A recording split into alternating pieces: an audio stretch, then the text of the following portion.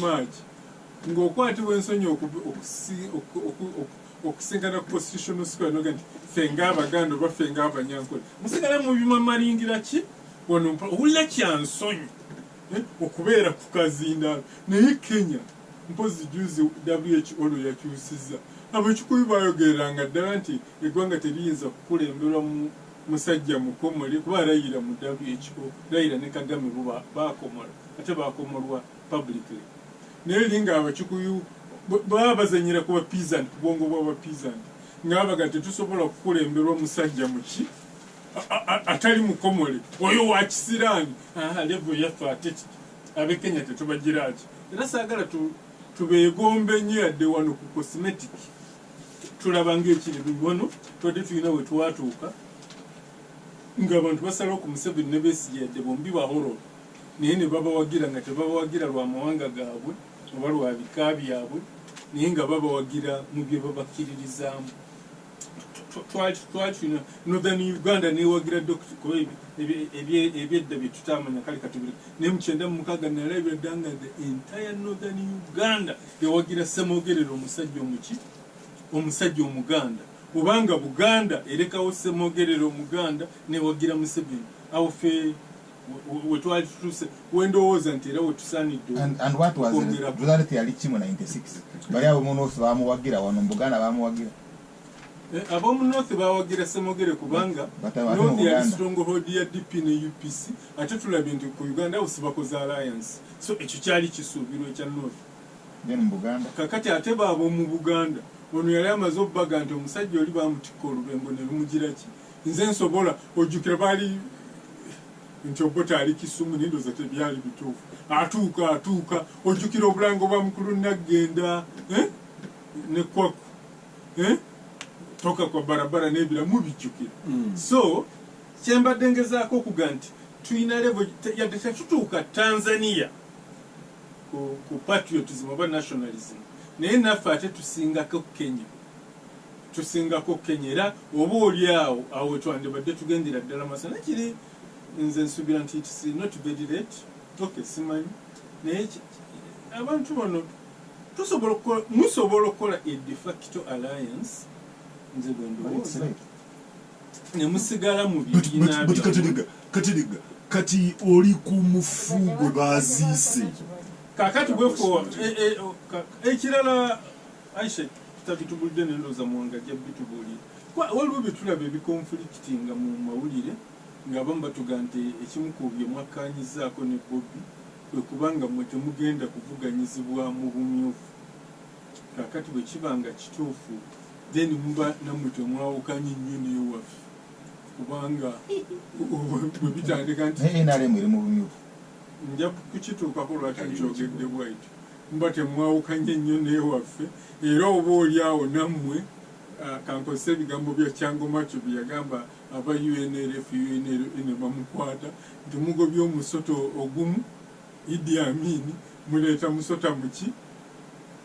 omanyi aba UNLF ku binaayisa makireta ne bakkirizawo some democratization ey'okulonda b'amayumba 10 naye Kyangomakyo yali aba gavumenti ya Lule n'eya binaayisa nga terina njawulo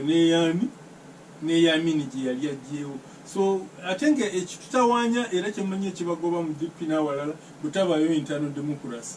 kakati ate ne bwe mugenda neno gye mugenze ate ne mugaa nti mwe ne monopoly kakati abantu baba balowooza nti muli bakariyalist mwagala kuuma bifo byammwe mwagala kubeera ababaka ba palamenti ekyaisha kagikudde mumanyi oyina Aisha Besigye batudde nawo ng'oyinza okuba gw'okyalaba Aisha DC era obasamu congratulations Aisha mu negotiation bamuwanga wabaashuwarinze nti awali empite wakwatwako Jebujja tugenda kubabuulira selection criteria y'abacandidates baffe official era ekyomugumiikiriza wishalani kyembadde nkireeterako okufaananamu ewaffe waliyo okuvuganya kwenandyagadde n'abalala bakukope naddala wansi naye kati bwe kituuka kakiiko ak'okuntikko seek era wawudde nga muganda wange ayozaayoza Alhaji Moses Kigongo nange mukadde wange kyansanyudde nga kibadde naye ne bana ab'ebutambala balina okumuyozaayoza ekifo kyabwe bakisigazza naye nze ndowoozaamu nti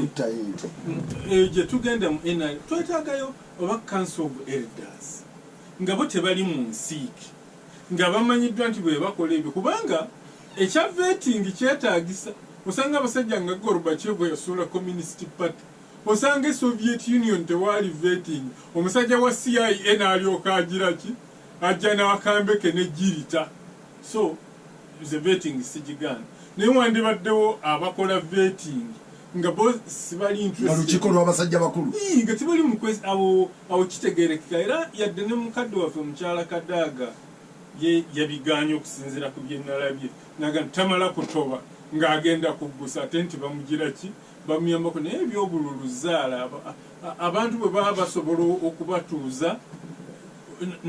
oba okugamba ko oli omuwala n'avaamu nakyo tekyandibadde kibi naye bino byonna bijja olw'okuba entaano demokurase ntono mu bibiina twagala mu kino ekibiina ekipya mu Aisha gye mugenzi tulabire ddala demokurasi ow'ekimmemette naye bwe munaago kubanga abadde director nti ku ansa gy'atuwadde alinga atamanyi nti mu ndagaano wali baataddewo kinaye akimanyi naye nga ffe ab'omunkubo gatugandi bali baabaga nti bano bamwagalaga nti tetuvuganyizibwa bwe tuba tuvuganyizibwa tuba tusomesa communication Aisha ansa gyakuwadde tuga is the official non committee nti sijja bagiyita official non committee naye bitanga tugenda nga Aisha tanaje I think mulina facts for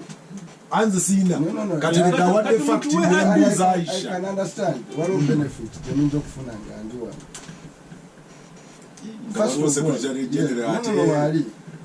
first of all who took a decision ono Jibuliyo nati kanjye kugamba ani are taking a decision okukola